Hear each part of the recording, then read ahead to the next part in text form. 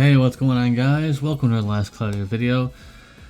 Apologies for being a little late on this. There's been a lot of things going on. So anyways, we're going to be talking about King Bradley, who I was kind of excited about because, you know, it's not going to be another Roy reskin or anything like that. Another Shift Roy. It's someone completely new. So let's see what he has to offer here. Unfortunately, he's another Dark DPS, and we have a lot of those. But he actually has some interesting things here at gap closing. He has some AoE, he has a backstab enabler, and then just one, a burst, his special burst to one enemy. So, his passives are actually extremely simple. You just get some damage caps. If you want to use 5% of your max HP, you give your skills extra attacks, which may or may not be useful. So that's it for that. And for a second, he gets attack evasion nullification. So if there's a bunch of enemies in tower, for example, that have evasion, which is really annoying, but this guy will be able to nullify that. It doesn't say chance. It just says nullify enemy evade effects. So it's actually very good. If this was only a chance, he wouldn't be nearly as good. But now that he has this is actually pretty unique and interesting ability. And he also can evade magic and physical attacks, which is pretty interesting as well. And then when he evades, you get the next skill, you get a damage buff. So pretty good, pretty small amount of passives compared to what we've been getting, but they are pretty solid.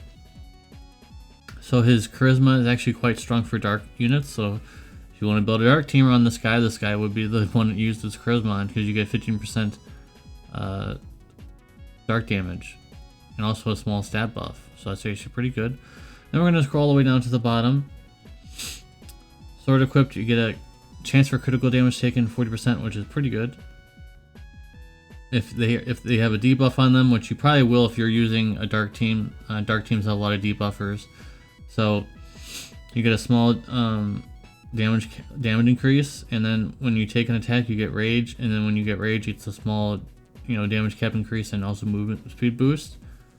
And if you get KO'd, you get 20%. Oh, you get to auto revive. Okay. So you want to have Goddess Kiss for sure.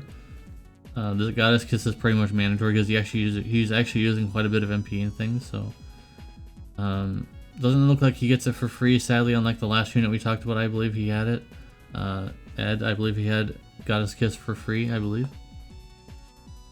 Some damage caps on the superhuman physiology. Not too bad. Also some defense debuff. And this one's not really useful. They give this to a lot of units a lot of the time, and it's just not very useful besides like climbing tower, I guess. I know I mentioned tower a lot because it's just end content, so. Alright, what's this? I've never seen this passive before. When you get a weakness of dark on an enemy, you get a small damage cap. When only one is equipped to you. So you're never gonna get the other passive because why would they do that? They want him to do true duel with this ability here. But why would that's kind of a head scratcher in my opinion. You would never want to equip one weapon on him because he gets so many passives and things from equipping two weapons. He likes Combo Master too, but one of these has like, oh yeah, this is the one I was mentioning. You need to have two swords in order for that to work. So I don't, whatever. It's whatever. So he's Human Buster.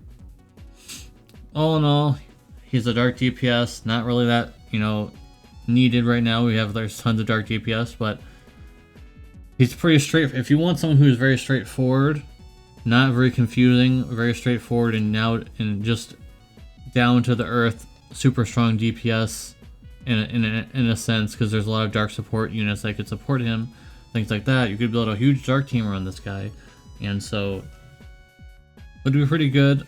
I don't think he's that. I don't think he's like the top tier though. I just think he's solid. I would say he's a solid addition to your roster, but not a must pull in my opinion. So I'm gonna give him an 8 out of 10. Just a solid damage dealer.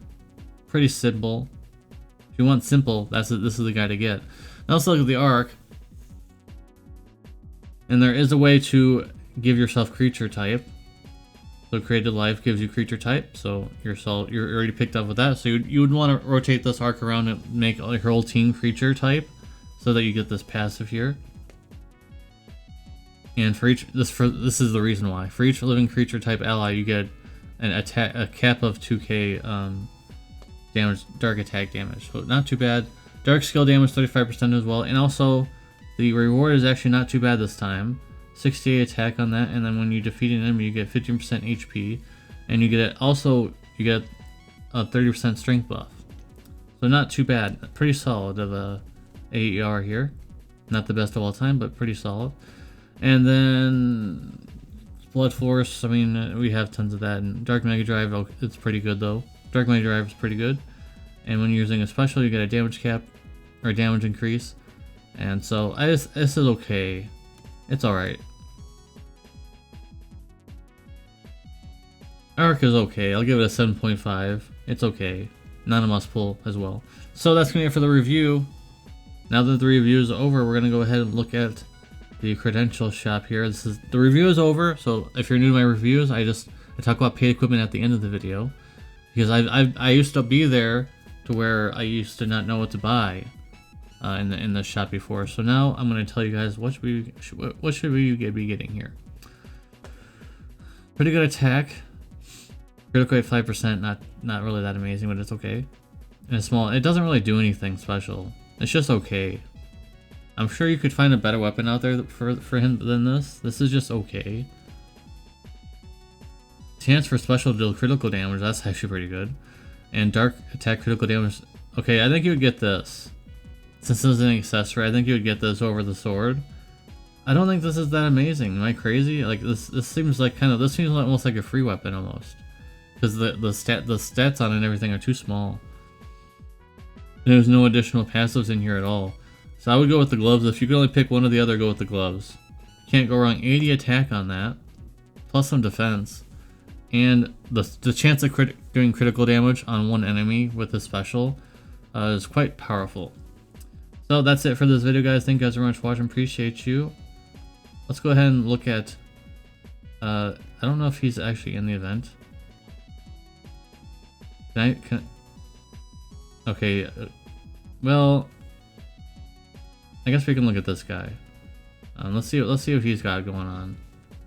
He actually did get this. Oh, you can upgrade this.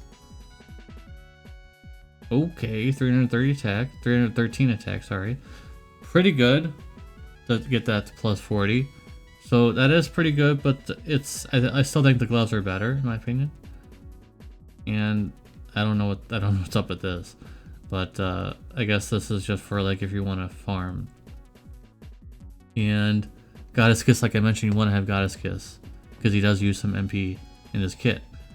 Phone Booth is also very nice, and hopefully, I mean, he doesn't have purple orb on here, but I'm sure you'd be using purple orb. Oh, there it is. Never mind. So purple orb, pretty standard stuff. Nothing really that crazy here in this build here. Pretty standard. All right, guys, that's gonna be it. And like I said before, this is it for the video, guys. Thank you guys very much for watching. Appreciate you. If you pulled for this guy, pulled for King Bradley, let me know in the comment section down below if you got him. Or if you didn't get him, that's okay too. And I'll see you guys in the next video. Peace.